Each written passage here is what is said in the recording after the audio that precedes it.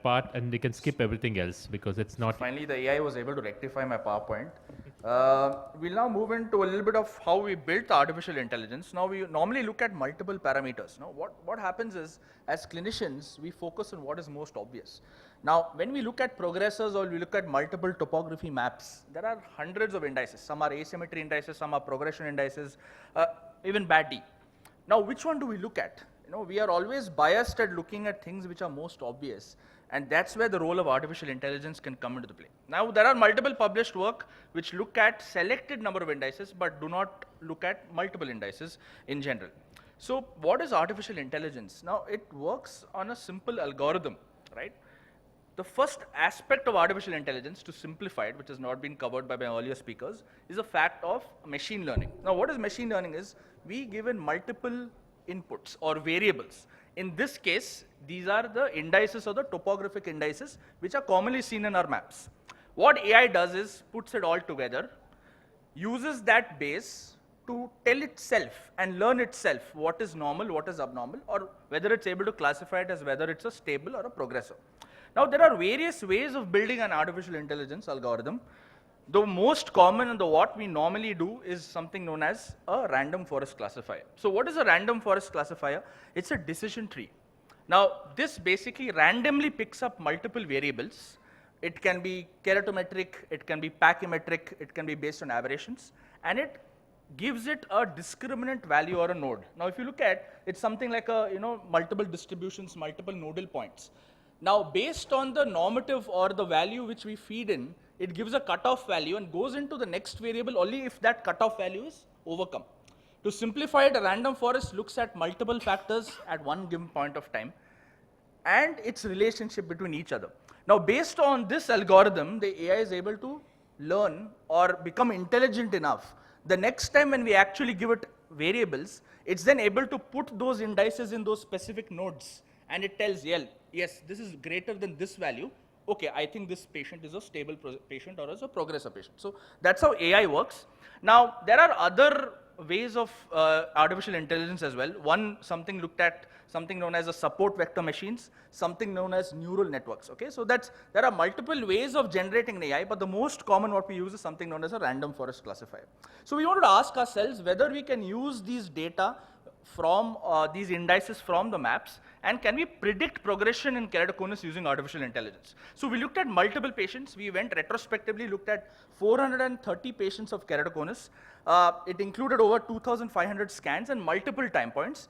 We fed this into the AI algorithm. Now, any AI data has two sets. One is a training data set, like I said, is a machine learning. That includes basically telling the machine or explaining to the machine that this patient is a stable, this patient is a progressor. The next aspect is something known as a testing data set, where we validate our machine learning. So we give random data or patient data regarding the indices to the AI, and then try to figure out whether the AI is actually able to utilize that learning to predict whether it's a stable or a progressor. So surprisingly, what we actually did and we could crack was the fact that almost 83% of the times when the patient was actually progressor, it was accurately picked up by the artificial intelligence algorithm in our case. Now, there were multiple indices, some things which we normally do see. But what is important is AI is able to pick up multiple indices in combination. Now, it can be keratometric, some can be with relationship to aberrations, but how it helps us is it looks at multiple indices simultaneously. By doing that, that's something which humans normally do not look at, it's able to increase our accuracy in predicting progression or not. Now, there are multiple theories as to why AI is actually picking up these indices. Some subtle changes in the anterior curvature of the cornea, which were what are picked up by the indices by the algorithm we created, is what is picked up by the AI earlier than what is actually picked up by indices which we normally look at. Surprisingly, when we put up data with relationship to multiple scoring systems which have already been published, or whether we look at BAD-D, it was not able to pick up. So what happens is these normal indices, the change has to be quite significant enough for it to be picked up by an artificial intelligence. But subtle changes in combination of those multiple indices which I listed, if it is picked up by an artificial intelligence earlier, that can actually improve the accuracy of clinicians in predicting progression or not. So this is in fact the first attempt by us in looking at integrating anterior segment maps with artificial intelligence. And we are actually building this into something known as a probability indices for classifying keratoconus with artificial intelligence for progressors. So these AI-based indices can actually be integrated into existing topographers, and that can in fact help in increasing accuracy of progression. But there is obviously some limitations. That's very important for us to know.